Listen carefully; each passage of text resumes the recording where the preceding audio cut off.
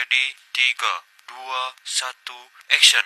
Halo guys, Assalamualaikum warahmatullahi wabarakatuh. Perkenalkan, nama saya Dian Bella Kurniawati dengan NIM 252310101152 dan sebelah saya Najma Kamila Suzaiti dengan NIM 252310101149. Kami dari kelas A. Di sini kita akan memperkenalkan kalian tentang anatomi. Yang pertama ada bidang-bidang atau garis-garis khayal atau imajiner.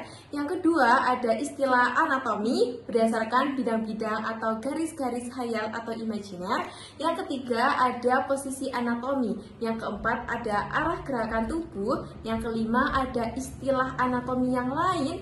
Dan yang terakhir atau yang keenam tentang rongga-rongga dalam tubuh manusia. Baik, berikut adalah penjelasannya. Oke.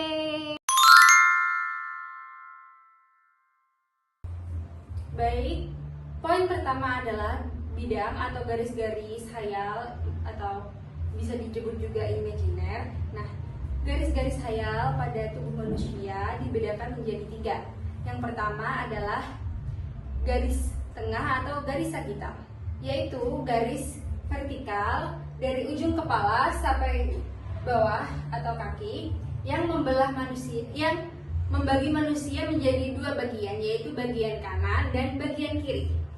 Yang kedua adalah garis horizontal. Garis horizontal adalah garis yang membagi tubuh manusia menjadi 2, yaitu bagian superior dan bagian inferior. Dan yang ketiga adalah garis koronal. Garis koronal adalah garis yang membagi tubuh manusia menjadi 2, yaitu bagian posterior dan bagian anterior.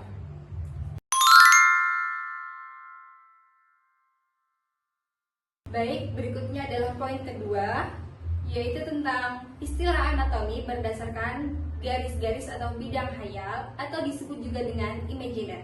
Yang pertama adalah anterior. Anterior adalah bagian depan.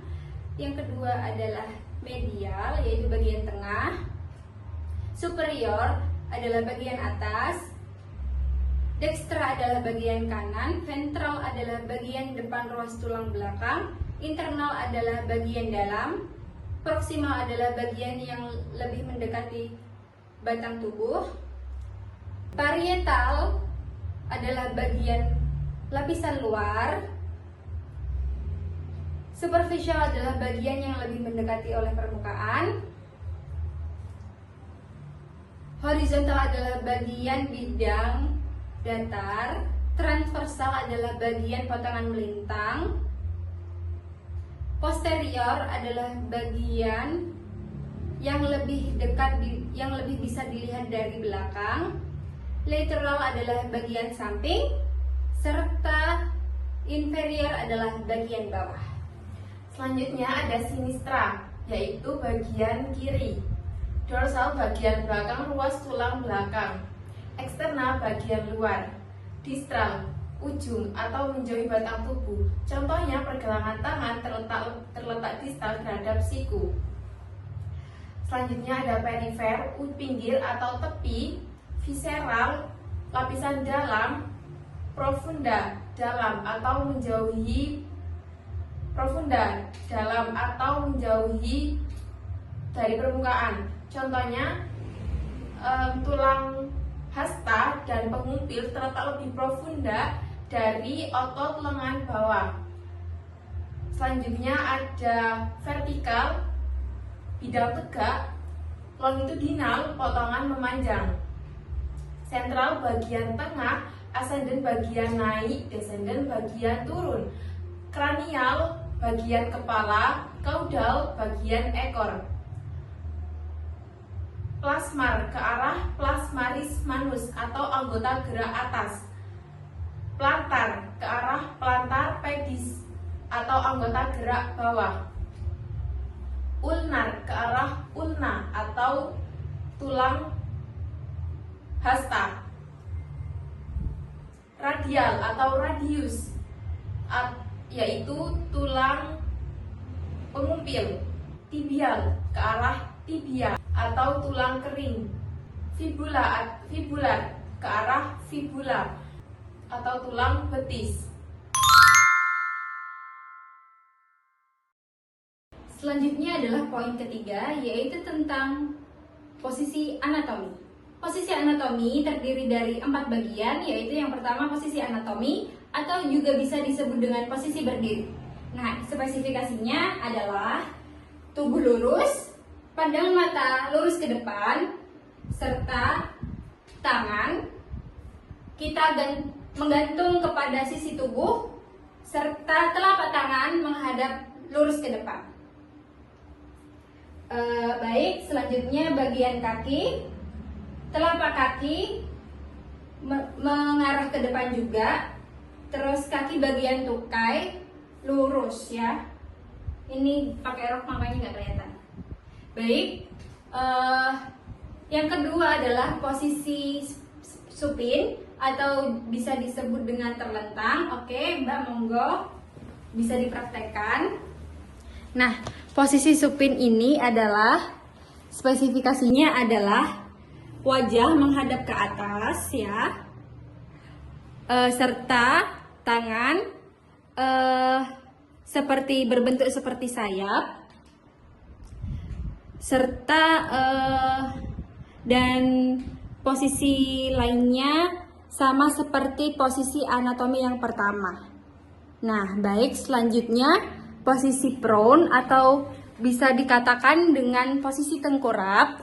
Nah, posisi tengkurap ini spesifikasinya wajah itu menghadap ke bawah serta badan tengkurap, tangan sama seperti poin penjelasan yang kedua, seperti berbentuk seperti sayap, dan yang lain sama ya. Dan terakhir adalah posisi litotomi. Nah, posisi ini tuh sering banyak digunakan untuk proses persalinan atau untuk prosedur perbidanan. Baik, posisinya adalah wajah menghadap ke atas, tubuh berbaring ya, kaki diangkat, dan paha diangkat lurus vertikal, serta betis dibengkokkan menjadi horizontal, lurus horizontal. Nah, sekian contohnya seperti ini, dan tangannya membentuk sayap-sayap ya. Yang kelima, ada istilah anatomi yang lain. Nah, istilah anatomi ini dibagi menjadi 3. Yang pertama ada istilah anatomi yang menyatakan bagian tubuh yang menonjol, yaitu ada prosesus atau nama umum untuk taju atau benjolan.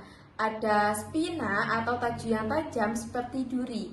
Ada tuber atau benjolan bulat, tuberculum benjolan bulat yang kecil, crista atau grigis.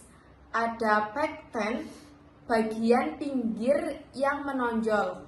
Ada juga condylus atau benjolan bulat di ujung tulang. Ada juga epicondylus, yaitu benjolan pada condylus. Ada juga cornu atau tanduk, dan juga linea garis. Selanjutnya adalah ada istilah anatomi yang menyatakan badan yang melengkung. Yang pertama ada fossa, itu adalah nama umumnya. Fossila adalah fossa yang kecil. Fovea artinya juga fossa yang kecil. Foveola yaitu fovea yang kecil. Sulcus yaitu alur. Incisura yaitu teki. Selanjutnya ada juga istilah anatomi yang menyatakan saluran, lubang, dan ruangan. Yang pertama vanalis yaitu lubang, fissura yaitu celah, apertura yaitu pintu, kanalis yaitu saluran, ductus yaitu pembuluh, meatus yaitu liang, cavum yaitu rongga, dan selula yaitu ruang kecil. Yang keenam atau yang terakhir, yaitu ada rongga-rongga di dalam tubuh manusia. Terdapat beberapa rongga di dalam struktur anatomi manusia, yaitu di kepala dan badan. Yang pertama ada rongga-rongga di dalam kepala, yaitu rongga tengkorak atau cavum cranialis. Isinya meliputi otak besar atau cerebrum, otak kecil, cerebellum, dan juga batang otak atau brainstem. Ada juga rongga mata atau cavum orbit, isinya yaitu bola mata. Ada juga rongga hidung atau cavum nasi, yaitu sebagai tempat lewatnya udara pernafasan. Ada juga rongga mulut atau cavum oris, isinya ada lidah dan juga gigi. Dan yang terakhir yaitu ada rongga telinga tengah atau cavum timpani. Isinya yaitu ada tulang-tulang pendengaran seperti malleus, incus, dan stapes. Ada rongga pinggul atau disebut juga dengan cavum pelvis. Isinya itu terdiri dari kelenjar kemih atau disebut dengan vesika urinaria dan rektum. Nah, pada laki-laki terdapat kelenjar prostat, serta pada perempuan terdapat rahim atau uterus, serta indung telur atau disebut juga ovarium. Nah, sekian penjelasan materi dari kami. Terima kasih. Mohon maaf apabila ada salah kata, ucapan maupun perbuatan. Semoga bisa bermanfaat untuk kita semua. Wassalamualaikum warahmatullahi wabarakatuh. Dadah.